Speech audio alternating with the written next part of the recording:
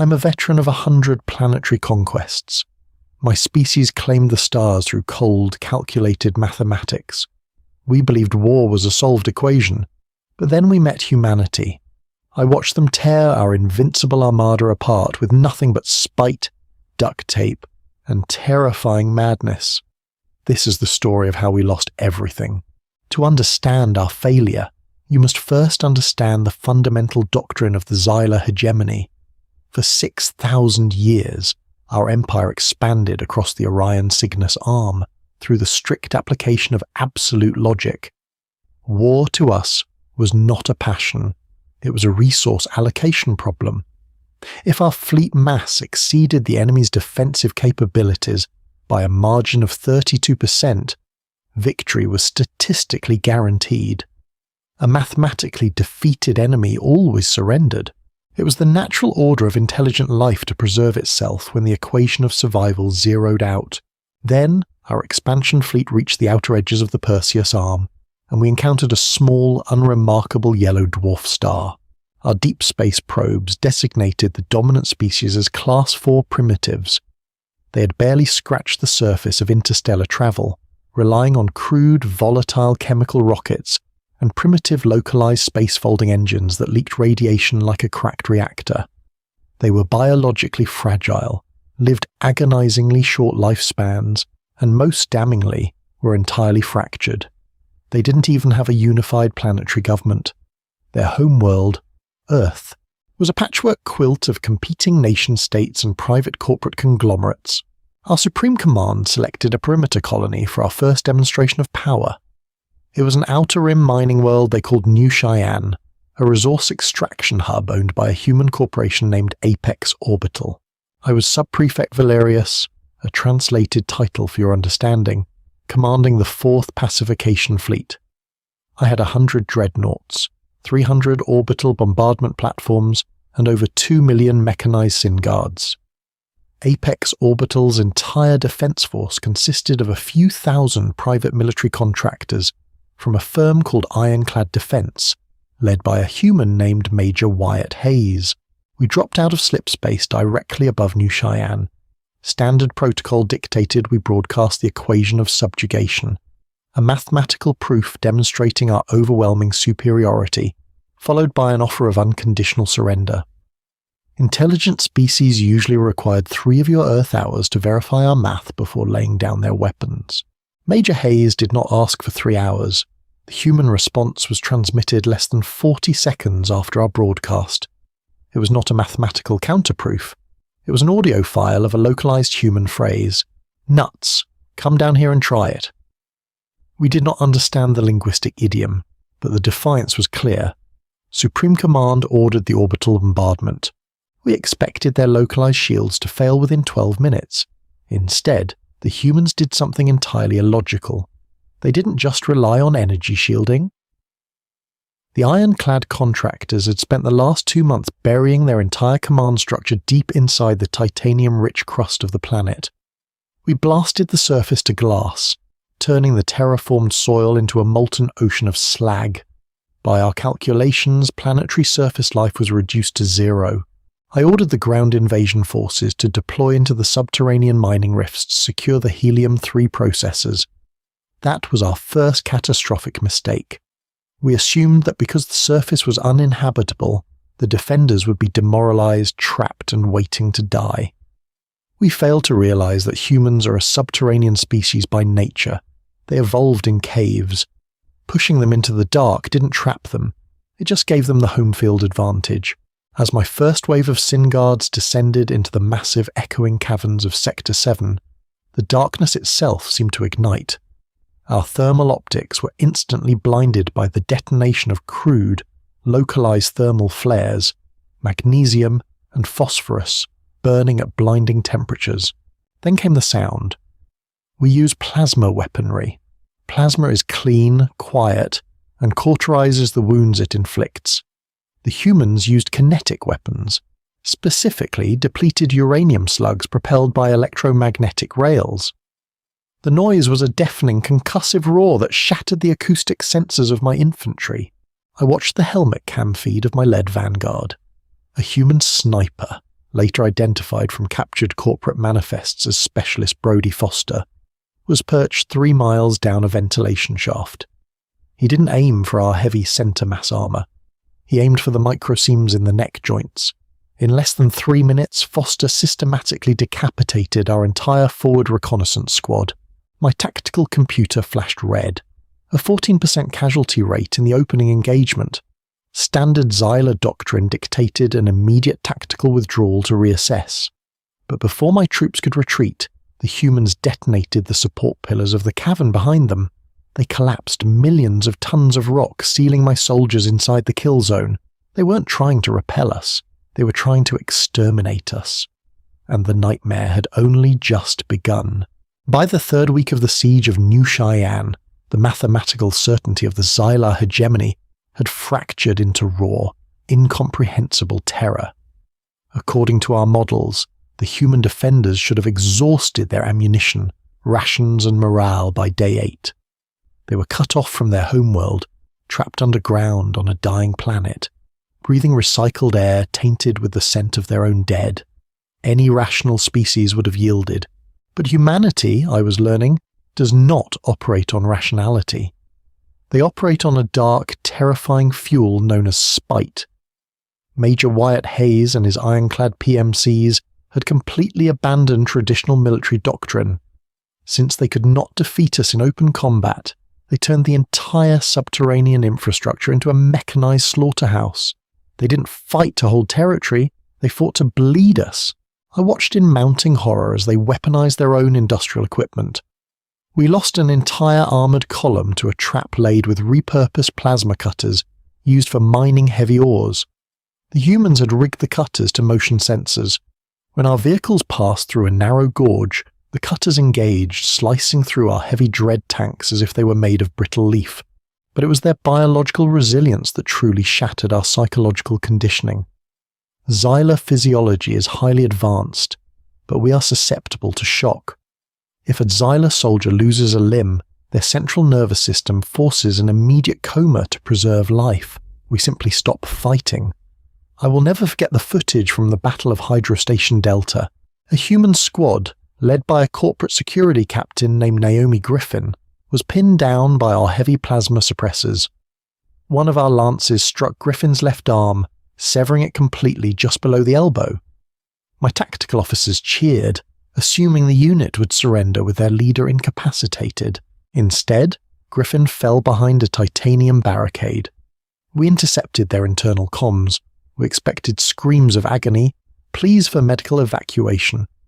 What we heard instead was Griffin injecting herself with a crude chemical cocktail, a localized synthetic adrenaline, and a coagulant known as morphine. She strapped a tourniquet around the charred stump of her arm using a piece of her own armour. 60 seconds later, Griffin stood up. She picked up a heavy kinetic repeater with her remaining arm, propped the barrel over the barricade and laid down a suppressing fire so intense it melted the barrel of her own weapon. She kept fighting. My tactical officers were paralysed. Sub-prefect, my chief analyst whispered, his vocal synthesis trembling. The subject is missing 18% of its biomass. It is suffering catastrophic blood loss. It should be biologically dormant. How is it still exerting force? I don't know, I replied, feeling a cold dread pool in my primary thorax. The humans began engaging in psychological warfare that bordered on the sadistic. They realized our auditory receptors were highly sensitive. They hacked our short-range communication networks. Instead of transmitting counter-demands, they flooded our helmets with human music, heavy, rhythmic, discordant sounds they called metal, played at decibel levels that caused our soldiers to become disoriented and nauseated. They left the bodies of our dead stacked in geometric patterns at the entrance of tunnels, a primal warning that defied our sterile understanding of war. The turning point of the ground war came on day 22. We had finally cornered Major Hayes and the remnants of his command in a massive underground transit hub. We had them surrounded with 3,000 heavy infantry. We broadcasted one final offer of surrender. Hayes's response was intercepted by our flagship. Ironclad actual to all remaining units. Broken arrow. I repeat, broken arrow. Danger close. drop the roof. We did not know what broken arrow meant. We assumed it was a call for retreat. Instead, the humans detonated a series of localized gravity inversion charges, mining explosives meant to crack tectonic plates, directly above their own position. They didn't just target our troops, they targeted the ceiling of the cavern directly over their own heads. Millions of tons of jagged bedrock collapsed. The resulting shockwave registered as a localized magnitude 8.5 earthquake on our orbital sensors. The entire cavern was obliterated, wiping out my 3,000 infantrymen instantly. We watched the dust settle on the orbital feeds in stunned silence. They killed themselves, my tactical officer stammered. To deny us the victory, they annihilated their own assets. But they hadn't. Days later, we realized the humans had retreated into deep microfissures seconds before the blast, surviving in pressurized panic rooms. They sacrificed their entire command center, their supplies, and heavily irradiated their own bodies, simply to take 3,000 of my soldiers to the grave with them. It was then I realized we were not fighting a military. We were fighting an apex predator that refused to be prey, and out in the cold void of space the predator's pack had finally heard their cries. While the ground war descended into a meat grinder of dirt, blood, and uranium, I still took comfort in our absolute orbital supremacy. We held the high ground. As long as my fleet commanded the void, New Cheyenne was effectively neutralized. That comfort was violently stripped from me on the 34th day of the siege. Our deep space telemetry arrays detected slip space ruptures on the edge of the Epsilon Eridani system. According to our mathematical models, any rescue fleet dispatched by Earth would take months to organize, debate in their fractured political councils, and mobilize. Furthermore, it would be a standardized naval force. We were prepared to counter standard fleet formations. The fleet that materialized from the slip void was not standard. It wasn't even a proper navy. It was a chaotic, rusted Frankenstein's monster of an armada. There were UN military dreadnoughts flying in formation, with hollowed-out corporate asteroid miners, private PMC frigates, and what appeared to be civilian cargo haulers retrofitted with massive magnetic railguns. The fleet was a complete logistical nightmare. They had no unified silhouette, no standardized shielding, and no coherent fleet architecture. Leading this armada was a massive scarred vessel designated the UNS Vengeance, commanded by an Earth Fleet officer named Captain Bradley Hammond. Sub-prefect, my sensor officer reported, sounding almost relieved. The human fleet mass is 40% smaller than ours. Their energy output is negligible. We have absolute mathematical superiority, firing solutions locked. I ordered my dreadnoughts to form a standard phalanx. Execute. Our plasma lances tore through the void, striking the human vanguard. Their shields flickered and collapsed under the sheer volume of our fire. Several of their retrofitted cargo ships detonated in spectacular spheres of localized oxygen. It was proceeding exactly according to the hegemony's combat algorithms, but Captain Hammond didn't order a retreat. He didn't even order his ships to maneuver evasively.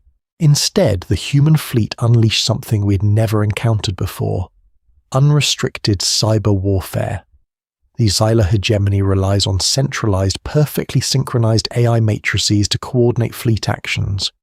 Our code is elegant, complex, and pristine. The humans didn't try to outcode us. They hit us with a digital sledgehammer. A program they called Operation Dead Hand was broadcasted on every conceivable frequency. It wasn't a sophisticated infiltration algorithm. It was a brute force, hyper-replicating malware virus. A digital plague born from the lawless, chaotic underbelly of the human internet. The moment the virus breached our outer firewall, my flagship's bridge erupted into chaos. Our elegant holographic displays shattered into blinding static. The synchronized firing solutions dissolved. The virus began rapidly opening and closing our airlocks, overriding our life support safety protocols, and flooding our internal comms with a synthesized, screaming audio loop of human laughter. "Purge the core," I roared over the noise, gripping my command console as the lights flickered. "I cannot, sub-prefect," my cyber warfare officer shrieked. his primary digits flying across his manual terminal. The malware is too crude. It is not attempting to control our ship. It is attempting to cause localized hardware melts. It's intentionally crashing our processors by forcing them to calculate infinite recursive loops. The humans had blinded us. But that wasn't the killing blow. While our sensors were blinded and our dreadnoughts were struggling to manually reset their targeting arrays, Captain Hammond made his move. The humans hadn't brought those massive retrofitted asteroid miners to shoot at us. Asteroid miners are designed to lock onto massive celestial bodies and drag them through space using heavy gravitational tethers. Hammond's fleet had stopped at the outer edge of the system's asteroid belt before engaging us. They had tethered massive nickel-iron asteroids, some the size of small cities. Using the gravity well of the gas giant in the sector, they initiated a slingshot maneuver. "Sub-prefect," the sensor officer whispered, his console partially rebooting. "I have visual on incoming mass. Kinetic energy is off the scale." I looked at the main view screen just as the static cleared. Hurtling toward our perfect stationary phalanx formation were 36 massive asteroids, moving at 0.04% the speed of light. They had 0 energy signatures, no engines, no shields, just millions of tons of dead rock, weaponized by sheer human ingenuity and mathematical disregard. "Evasive maneuvers!" I screamed. It was too late. We were built to absorb directed energy, to deflect plasma and lasers. You cannot deflect a mountain moving at 30,000 miles per second. The impact was apocalyptic. The lead asteroid struck the Pride of Xyla, my sister ship, dead center. The dreadnought's shields flared for a nanosecond before the sheer kinetic force shattered the vessel into a cloud of atomic dust. The human fleet capitalized on the devastation instantly. Before the debris of my destroyed ships had even dispersed, Captain Hammond's dreadnoughts surged forward, firing their electromagnetic railguns into the chaotic remnants of my fleet. They didn't aim for our weapons, they aimed for our engines. They wanted us dead in the water. I stood on the bridge of my burning flagship, alarms wailing, the smell of ozone and electrical fires filling my lungs, and realized the fatal flaw in our logic. We thought war was mathematics. The humans knew war was a bar fight in the dark. And they had brought a brick. The silence of space is absolute. But inside the crippled hull of my flagship, the ascendancy of logic. The noise was a suffocating mechanical death rattle. Emergency bulkheads groaned under the immense strain of explosive decompression. Sirens wailed in a dissonant, overlapping chorus that scraped against my auditory receptors.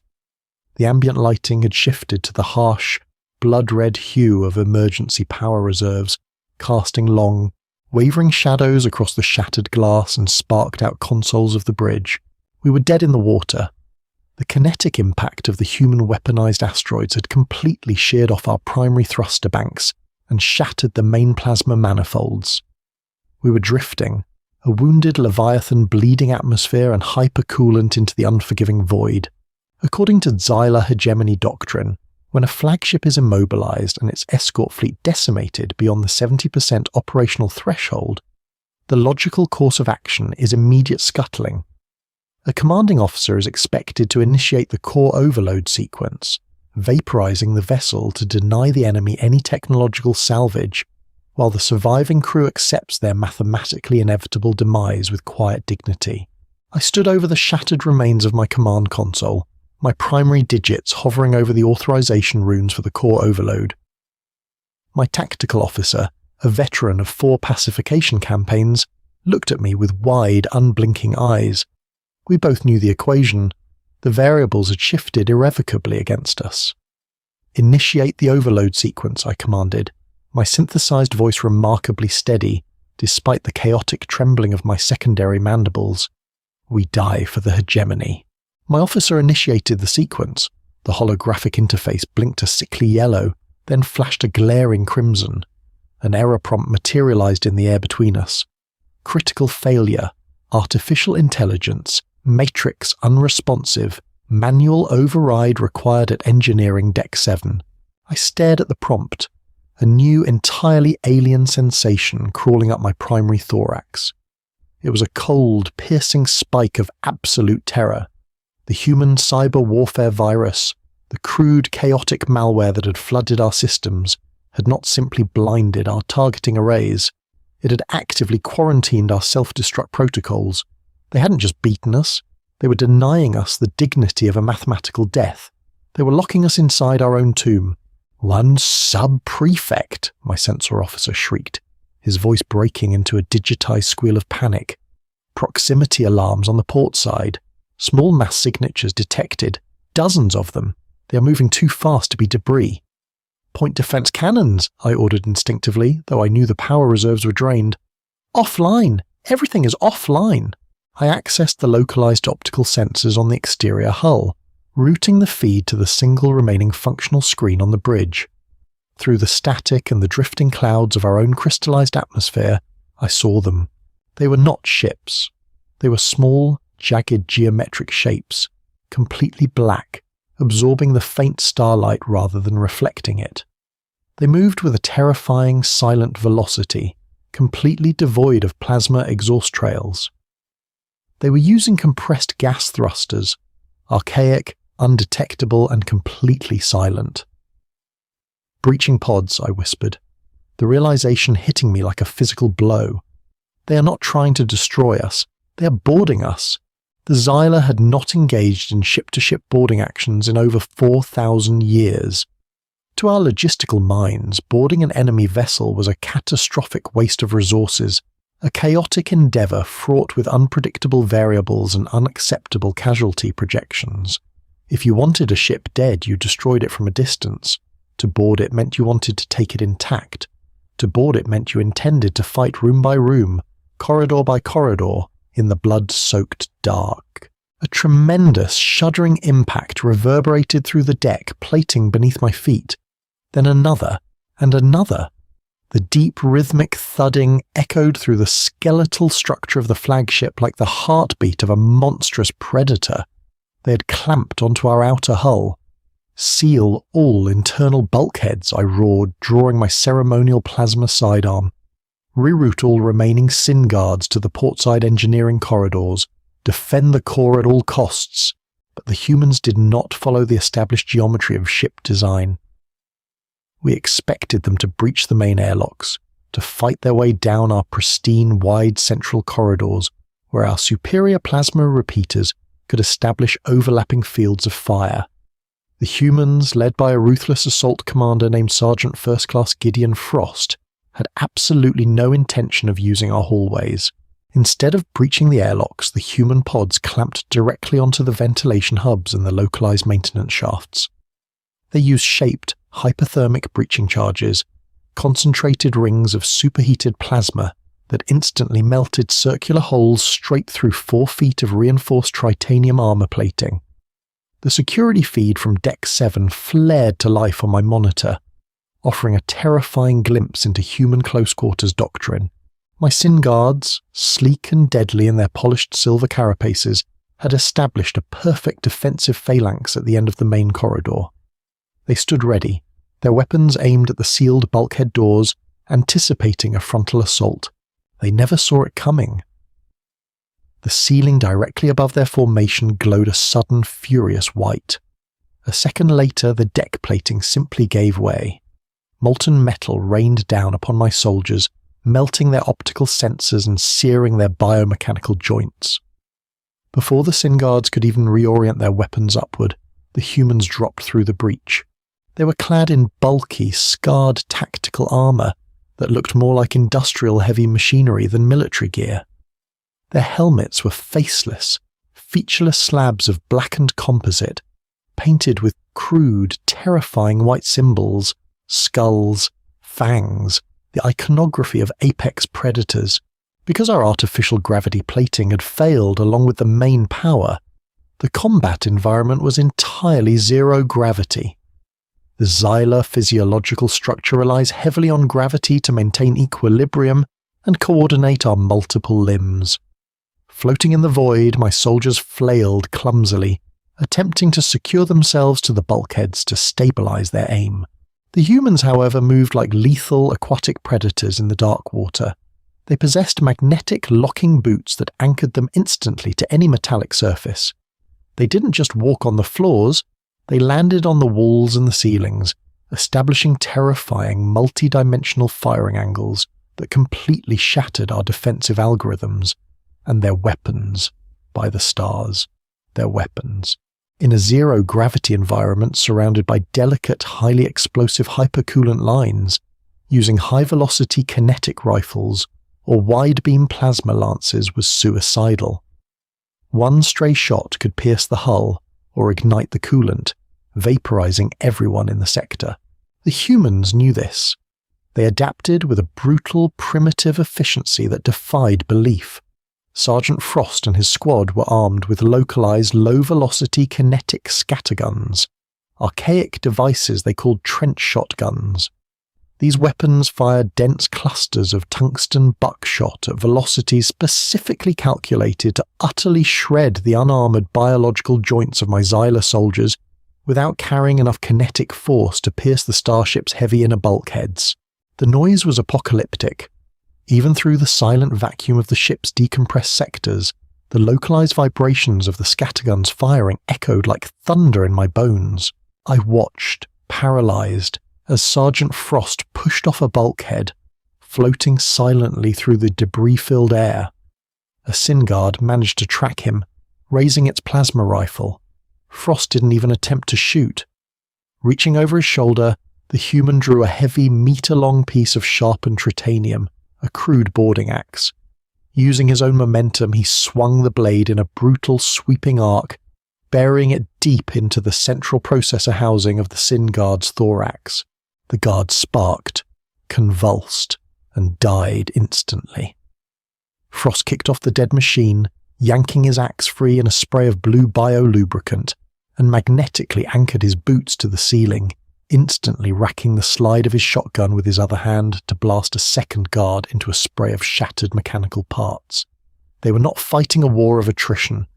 They were executing a systematic, mathematically terrifying slaughter. In less than 12 minutes, the 70 Synguards defending Deck 7 were reduced to floating metallic scrap. The humans had sustained a total of 3 casualties. When one of their soldiers was hit by a stray plasma bolt, they did not retreat. Another human simply grabbed the wounded soldier by the tactical harness, dragged them behind a severed conduit, injected them with their horrifying chemical adrenaline, and immediately returned to the firing line. "They have breached the engineering sanctum," my tactical officer whispered, falling to his secondary knees in absolute despair. "They have reached the AI matrix. The core is compromised." I watched the security feed as Sergeant Frost approached the towering crystalline structure of the ship's central intelligence matrix. I assumed he would interface with it, attempting to download our strategic database or override the flight controls. A rational species would seek the data. Instead, Frost unspooled a heavy magnetic det cord from his belt. He wrapped it directly around the structural pylons securing the matrix to the floor. He wasn't hacking the AI. He was physically stealing the hardware. "He's taking the brain," I breathed, the sheer audacity of the act overwhelming my logical processors. "He is ripping the mind out of the ship." Frost signaled his squad. They locked their magnetic boots, braced themselves, and detonated the cord. The explosion severed the crystalline pillars instantly. The massive, multi-ton data core floated freely in the zero-gravity environment. 4 heavily armored humans attached localized thruster winches to the casing and began physically dragging the hegemony's most advanced computational intelligence back toward their breaching pod, like primitive hunters hauling a slain beast to their cave. "Sub-prefect," the communications officer interrupted my shock, his voice a hollow, defeated rasp. "The heavy bulkheads on the bridge corridor have been breached. They are outside the door. We have 20 seconds. I looked around the bridge. The pinnacle of Xylar engineering, the pride of the 4th Pacification Fleet, was a sparking, frozen tomb.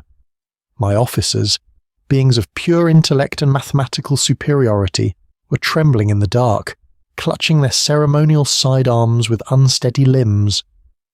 We had calculated every variable. We had accounted for fleet mass, plasma output, localized shielding and orbital mechanics. We had simply failed to calculate the horrifying geometry of human malice. "Lower your weapons," I commanded softly. "Sub-prefect," my tactical officer objected, his mandibles clicking in distress. "Lower them," I snapped, my voice echoing in the dead air. "If we fire, they will simply butcher us like livestock. The equation is over. The sum is 0. The heavy titanium doors to the bridge did not slide open. They bulged violently inward, glowing with the blinding heat of a shaped thermal charge. With a deafening, concussive boom, the doors were blown completely off their tracks, slamming into the command console and crushing my tactical officer's lower limbs beneath 3 tons of metal. Through the thick, acrid smoke of the detonation, the humans entered. They did not rush blindly. They moved with a terrifying, synchronized fluidity, their weapon lights piercing the red emergency gloom, instantly locking onto every living target in the room. Laser sights painted my chest, my head, and my primary thorax in dozens of glowing red dots. The bridge was secured in less than 4 seconds. The heavy footfalls of magnetic boots echoing on the deck plating parted the sea of human soldiers. Through the ranks of the armoured boarding party walked a human who bore no heavy armour. He wore a simple, dark naval uniform, immaculate despite the chaotic destruction surrounding him. His face was weathered, deeply lined with the sheer, exhausting weight of command, and his eyes were the colour of cold, forged steel. It was Captain Bradley Hammond, commander of the UNS Vengeance. He stopped a few feet from me, looking down at my kneeling form. The air scrubbers had failed, and the atmosphere on the bridge was rapidly thinning, but I could smell the distinct, pungent odour of the human species. They smelled of ozone, sweat, copper, and something entirely primal, an olfactory cocktail of adrenaline and calculated aggression. For a long, agonising moment, neither of us spoke. The silence was absolute, broken only by the ragged breathing of my wounded officers and the faint mechanised whir of the human soldiers' armoured servos. "I am Sub-Prefect Valerius," I finally said, forcing the universal translator matrix embedded in my vocal cords to process the harsh, guttural frequencies of human English. "I am the commanding officer of the 4th Pacification Fleet. I formally surrender my vessel, my remaining crew, and myself to your custody." Captain Hammond did not smile. He did not show the triumphant arrogance I expected from a conquering commander. He simply stared at me, his expression entirely unreadable. "You didn't broadcast a distress signal to your hegemony command," Hammond said, his voice a low, gravelly baritone that vibrated uncomfortably in my auditory canals. "Why?" "Standard Xyla doctrine dictates that a defeated commander does not waste the central network's bandwidth with failure," I replied, relying on the cold comfort of logic. "My fleet's sudden absence from the telemetry grid will serve as the mathematical proof of our defeat. They will deduce our destruction." "Mathematical proof," Hammond repeated, the words tasting sour on his tongue. He took a slow, deliberate step forward, pulling a metallic cylinder from his pocket. He pressed a button, and a small blue holographic projection of the Orion Cygnus arm illuminated the space between us. "Your species," Hammond began, gesturing to the glowing map, "has spent the last 6,000 years expanding like a localized cancer. You calculate, you assess, you overwhelm. You look at a map of the stars and you see nothing but numbers, resource nodes, strategic choke points, statistical probabilities." He zoomed the map in, highlighting the tiny, insignificant speck of the Epsilon Eridani system, the location of New Cheyenne. "When your scout ships found our outer mining colonies, what did your algorithms tell you?" Hammond asked, his voice dropping to a dangerous whisper. "Did they tell you we were weak? Did they tell you we were fractured?